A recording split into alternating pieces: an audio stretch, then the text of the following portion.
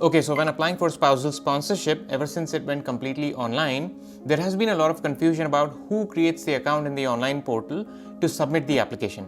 And IRCC updated their instructions recently, and unfortunately they are still confusing and still frustrating. So I made a video about this a couple months ago discussing who should create the account, but because of the updates, that video is not completely relevant. So I'm making this video again, hopefully keeping in line with the instructions. And by the way, if you're not aware of the updates to the spousal sponsorship application, the new method of online submission, the signature requirements and the list of forms, then check out these two videos first. They are linked in the description below, and then come back to watch this video. So this is your official guide 5289. You should always refer to this for all the updated instructions for your spousal sponsorship application. So if you scroll down, click on step 3, complete the application. And if you scroll down even further, it says right here in bold, the person being sponsored, meaning the principal applicant, must sign in or create a permanent residence online application portal account. This is your permanent residence online portal. And if you scroll down, this is where you create your account, okay, when you're starting new. So when you click on create your account, what the instructions say is that the principal applicant, meaning the person who's being sponsored for spousal sponsorship, should use their own email address to create the account, not anybody else's email address, plain and simple. And if we come back to this guide and scroll down even further, there is a note here that says, if a paid representative is submitting your application online on your behalf, they must sign in to their representative portal account to do so. And you as a principal applicant then need to electronically sign your application, and your representative must also provide their declaration. So this instruction pertains to the paid representatives, the licensed or regulated professionals who have access to a representative portal through which they can submit the application on your behalf. So let's take a look at 3 different scenarios and understand this better. So this one is pretty straightforward.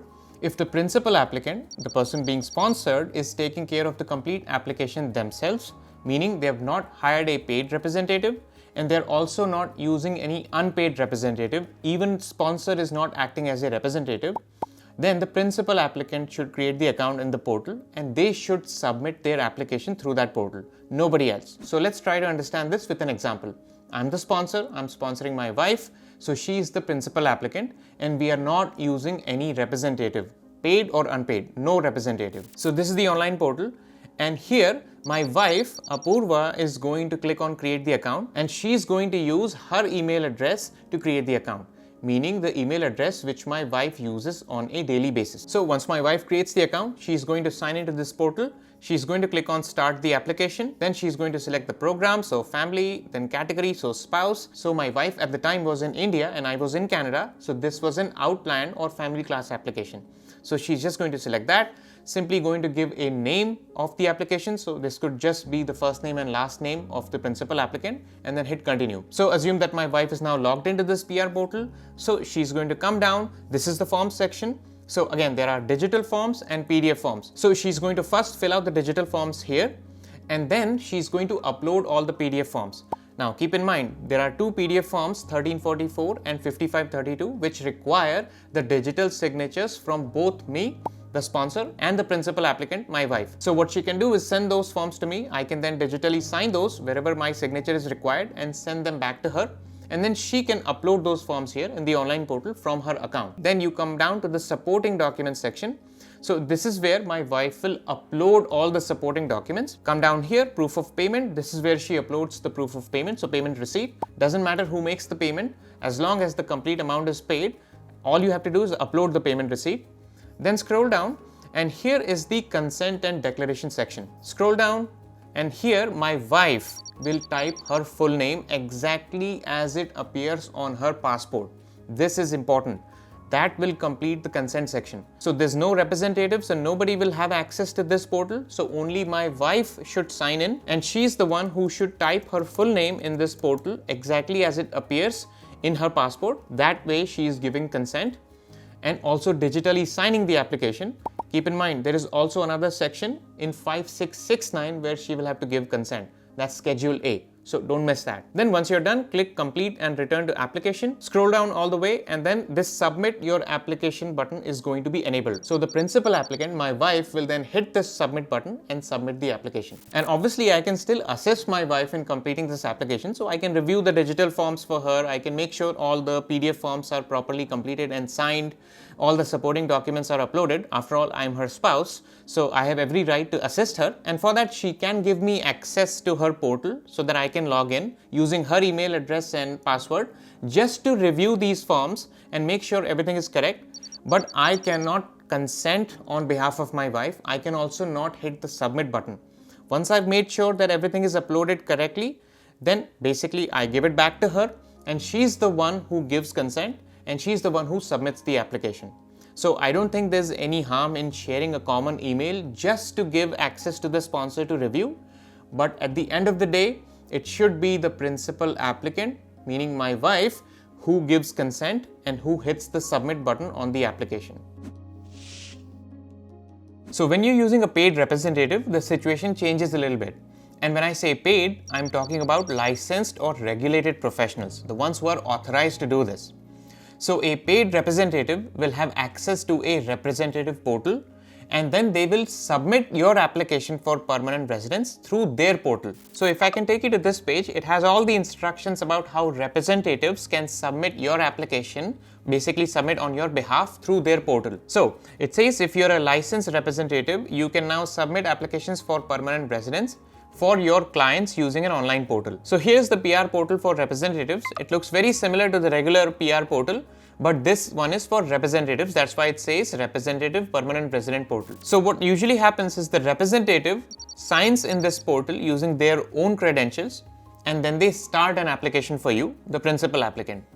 When they do that, they also mention your name and email address, and then you're notified through an email that someone has started working on your application. So that's the representative who has started your application. You simply get a notification. Now, when the representative starts working on your application, they will first fill out all the digital forms. So they will do this. You won't have to do this. They will obviously coordinate with you to gather all the vital information. So the digital forms will be filled right there in the online portal. So the representative can just fill those forms out right there. And when it comes to the PDF forms, the representative can ask you to complete these forms. So 1344, 5532 and 5476. You will complete these forms, sign them and get your sponsor to sign them. The form 5476 will also have to be signed by the representative, and then you can send these forms to your representative so that they will upload it to the online portal through the representative's portal account. They will also upload all your supporting documents similarly to the portal account themselves. So you won't have to do it. You will simply have to send them these supporting documents, and obviously there are multiple ways to go about it. So your representative will be able to guide you best on how to do it. But basically, think of it this way.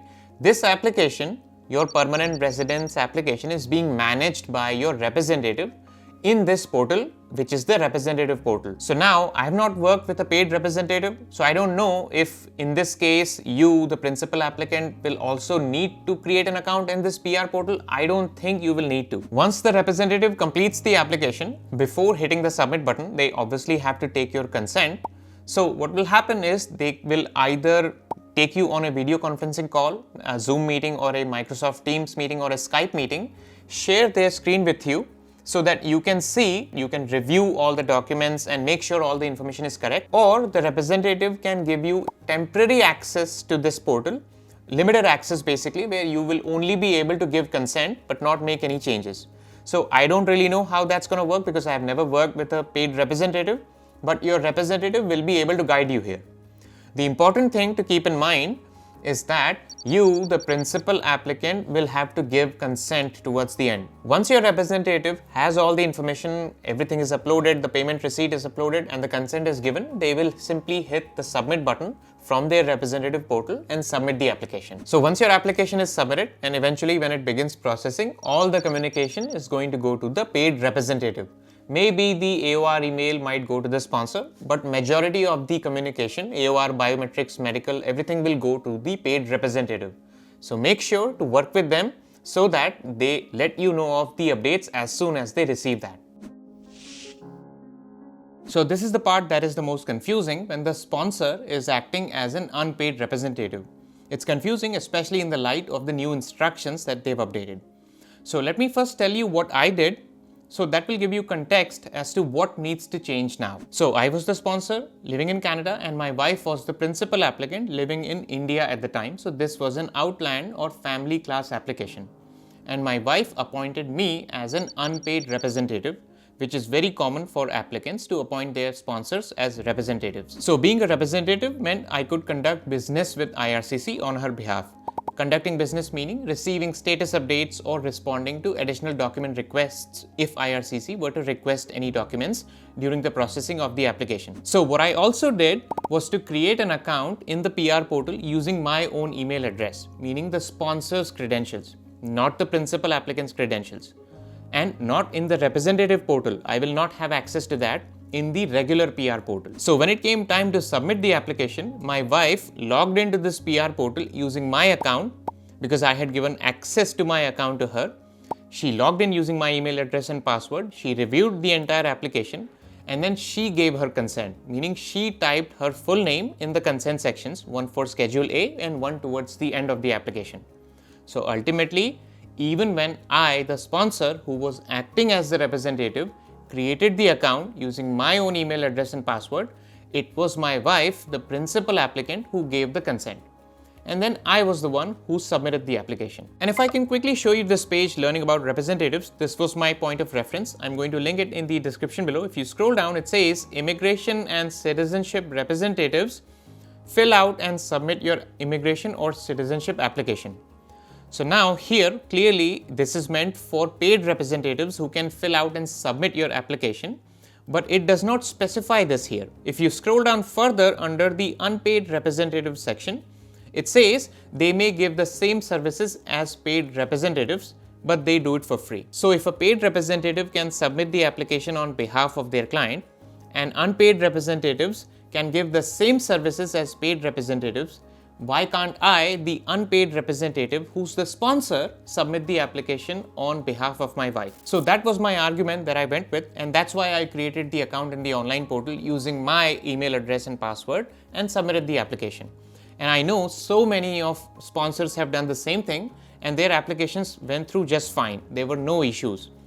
But the instructions have been further updated and there have been some issues lately when there has been a discrepancy in who submitted the application. So again, coming back to guide 5289, step 3, complete the application. And if you scroll down here, it says the person being sponsored, principal applicant, must sign in or create a permanent residence online application portal account. So it still doesn't specify if an unpaid representative who's also the sponsor can create the permanent residence portal account. So we should just take this to mean that the unpaid representative is not authorized to do that at this point. Basically, what needs to happen now is that even if the sponsor is acting as a representative, the principal applicant should create the account using their own email address in the online portal, and they should be the one who ultimately submits the application, obviously after giving the consent. So let's take my example again. I am the sponsor, I'm sponsoring my wife, she's the principal applicant, and I'm also the unpaid representative. That's fine. But in this case, my wife, who's the principal applicant, is going to create the account in the PR portal. She will fill out all the digital forms. She uploads all the PDF forms, obviously gets me to sign all the forms that require my signature. So 1344, 5532 and 5476. She uploads all the supporting documents. She uploads the payment receipt. Doesn't matter who pays as long as the full payment is made. And ultimately, she is the one who gives consent. So even in this case, my wife can still share her email and password with me so that I can log into this portal just to make sure that everything is correct, review the application for her, assist her in filling out the forms properly, making sure all the documents are uploaded. But ultimately, it's going to be from my wife's account. She's the one who will type her name in the consent section and she's the one who will hit the submit button. I cannot do that. That is the update, and that is how you should submit the application from here on. Obviously, even in this case, the sponsor who's acting as a representative will still get the benefits of a representative. They will still receive all the communication. They will still be able to conduct business with IRCC on the principal applicant's behalf. The only thing is that the unpaid representative, who's the sponsor, cannot submit the application, cannot create a portal account, should not create a portal account. it's safer that the principal applicant create the portal account and submit the application themselves. So obviously there are technological loopholes here. You may ask, how would they know? Even if it was done from the principal applicant's account, what if the sponsor signed in and sponsor was the one who did everything? So you can obviously challenge this particular case with these arguments, or you can bring technological terms like IP address tracking and all that stuff. But there is no point getting sucked into this discussion of who submitted the application, how will they find out, what are the technological loopholes, how will they track from IP address, all that stuff. It's good for debate, but it doesn't really solve anything. Our top priority is to be reunited with our spouses. So for that to happen, if it means that you have to abide by these instructions, however convoluted and painful they may sound, that is what you should do. People like me are simply here to help you navigate this system, make it a little bit easier to understand. But we always don't have the most up-to-date instructions, and our interpretations, like I talked about, can often be wrong. So again, refer to the guide, stay vigilant, and good luck with your application. So just like creating the account in the online portal, there's a lot of confusion about who can track the status of your application once it begins processing. So click this video here to be less confused. I'll catch you there.